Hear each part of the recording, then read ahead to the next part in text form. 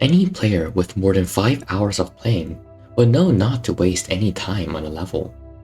Once you enter a level, find the way to the exit and pick up anything you want along the way.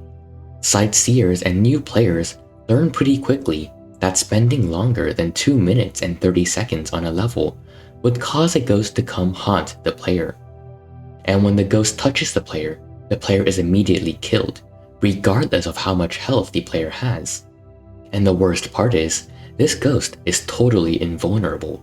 It passes right through walls, can't be hurt, and can't be slowed down. So let's kill it. But how do you kill the unkillable anyways?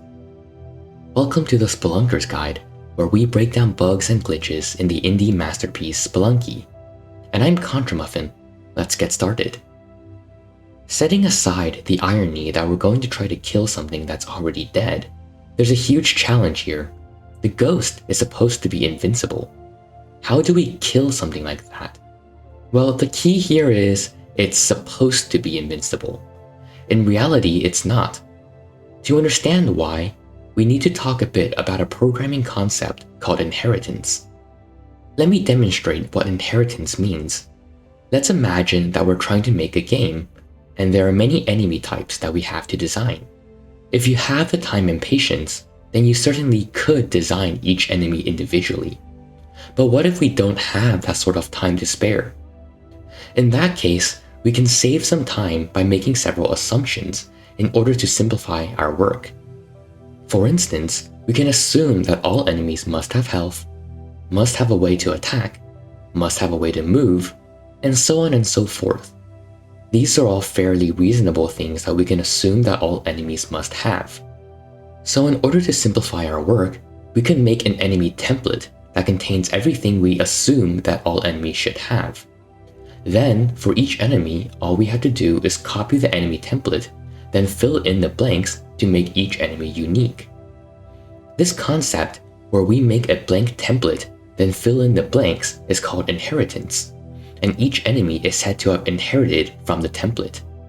As a matter of fact, inheritance can be used to help design other parts of the game as well, such as items and equipment, but for our purposes, let's just focus on enemies.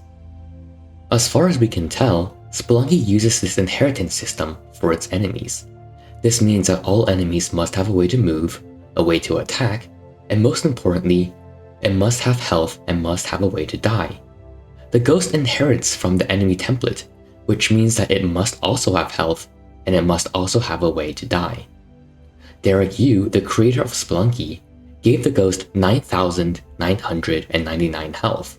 That's quite a lot, but it's not infinite. As a matter of fact, this wasn't a recent discovery. According to the fragmentary records that still exist, this knowledge appears to have been known in the community since around 2013, meaning that the Spelunky community has known about this fact since within a year of the game's release. But even if we know that the ghost can die, killing the ghost is still a huge challenge. After all, nothing damages the ghost, right? Not quite. While it's true that the ghost is immune to most forms of damage, there are actually several oversights in the ghost's programming that allow the ghost to take damage. As of current knowledge, there are only 2 ways of damaging the ghost. The first is a laser beam from a UFO. This deals 1 damage to the ghost. Killing the ghost this way takes way too long, so nobody has actually killed the ghost with this method.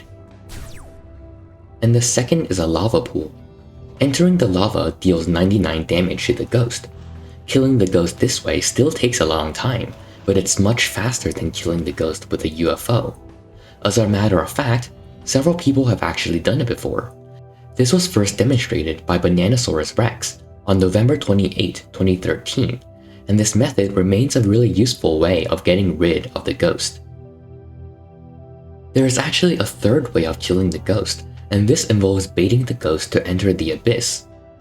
Because the ghost naturally bobs up and down as it moves, if you simply hang right over the abyss, the ghost will naturally enter it as it comes towards you. However, this method doesn't have anything to do with the ghost taking damage. It's really just an oversight in how the abyss is programmed. The abyss deletes anything that enters it, and from what we can tell, the Abyss forgets to check if that item is a ghost or not and deletes the ghost anyways.